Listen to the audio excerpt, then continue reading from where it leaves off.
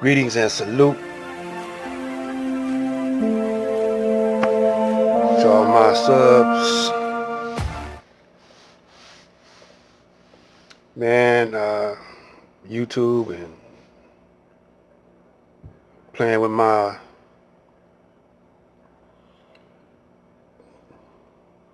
I don't know what they doing, man, but you can see it playing with my videos, blocking my action.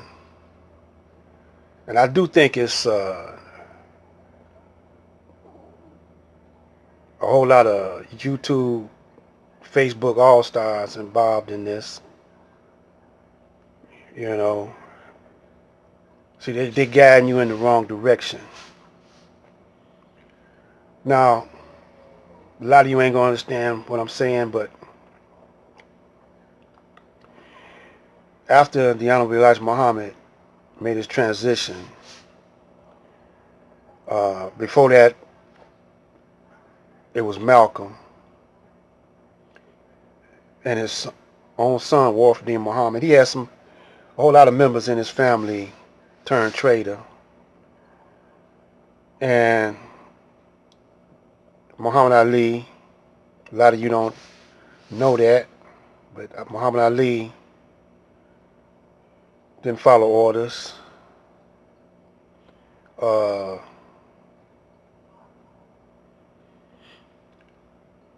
Minister Farrakhan, he was in that number. And then Khalid came, and he was doing what the Honorable Elijah Muhammad told the believers not to do, and that's make mockery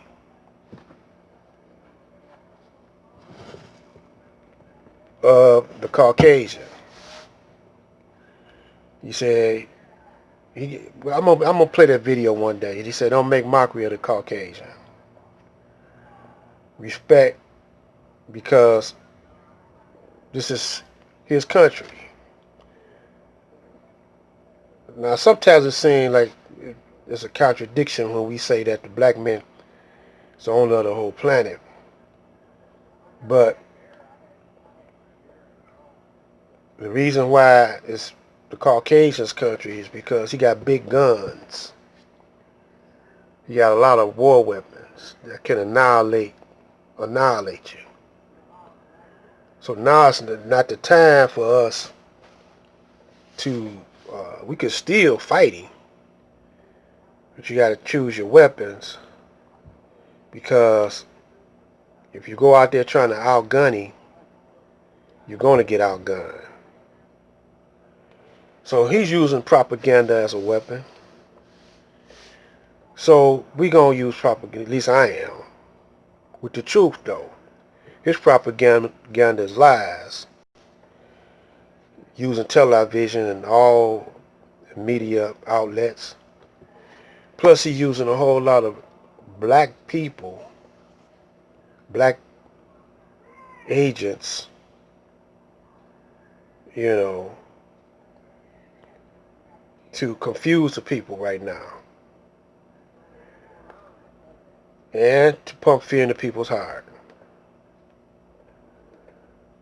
See, now, black people believe just about everything the white man say anyway. You know, that's why Allah came in the person of Master Farad Muhammad. He appeared to be a devil, but he wasn't. That was a camouflage move. And he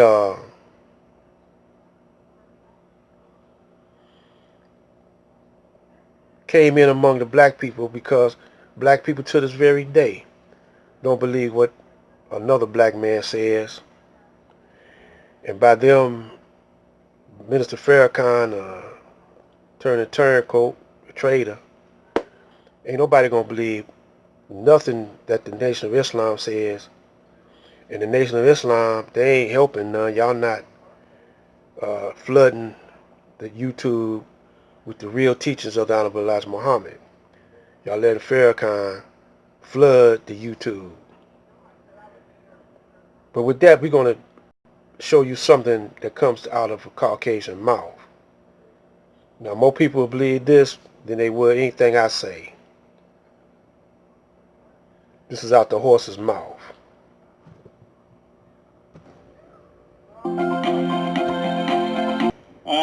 Lock the doors, because what I'm about to say is going to upset some people right next here. Okay. Christopher Columbus did not discover America.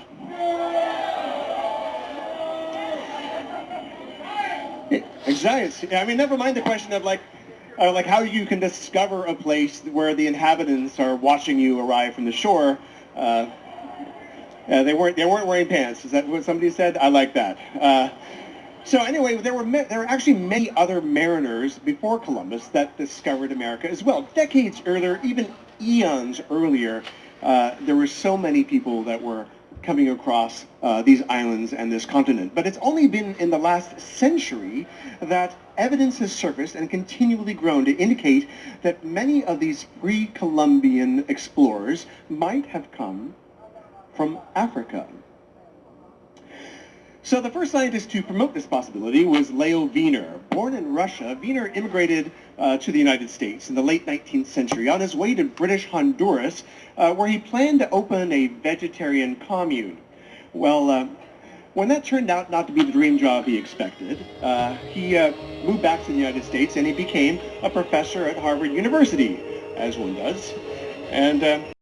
But in his time in Mesoamerica, he started noticing things. There are lots of things that led him to encounter certain discoveries that made him consider that possibly if the origins of American civilization might actually be in Africa. So he observed so many linguistic and botanical and other similarities that between 1920 and 1922, he published an extensive 3-volume piece called Africa and the Discovery of America. Now, unfortunately, this is 1920s, so as yet no serious archaeological evidence had been done or work had been done to support his botanical theories, because everyone was over raiding tombs in Egypt and things like that. Nod to Howard Carter. So he didn't have a whole lot of other stuff than the names to support him. However, he knew that other clues must exist. For example, he pointed out that Columbus himself was aware that African mariners had preceded him. In his diary of his second voyage, Columbus tells of how the natives of Hispaniola actually had given him gold-tipped metal spearheads that they said were brought by black-skinned people who had come in large boats from the south and southeast. Coincidence? I think not. No. So what's interesting about that, so upon returning to Spain, is that he actually took the spearheads and he sent them away and they had them assayed, and it turned out to be that these spearheads were covered in this metal this alloy that the inhabitants called guanin, and the metallurgists actually found out that this was an alloy of 32 parts. It was like 18 of gold, 6 of silver, 8 of copper, which dun dun dun matched the metal used in spearheads made in Western Africa for thousands of years, as carried by medieval African warriors, including the Mali and the Moors.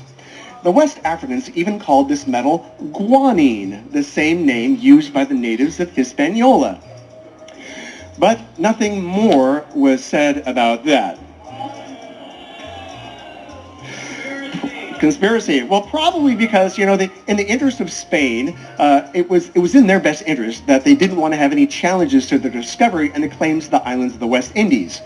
Well, as the poem goes, or it should anyway, in 1493, Columbus stole all he could see. Yeah, so on his second voyage, which was 10 times larger than the first, Columbus went on a frantic but unsuccessful island-hopping trip to find gold and spices. He carried along several natives from his newly discovered San Salvador, which the inhabitants called Guanahanvi. See, Allah and the Prophet Master Muhammad came to set the record straight. That's why he gave the supreme wisdom to the Honorable Elijah Muhammad. Now, in this pandemic, y'all, these black brothers and sisters on YouTube, Facebook, all around are spitting on the Honorable Elijah Muhammad. Can't allow that to happen. I'm gonna point y'all out. This is Black Light.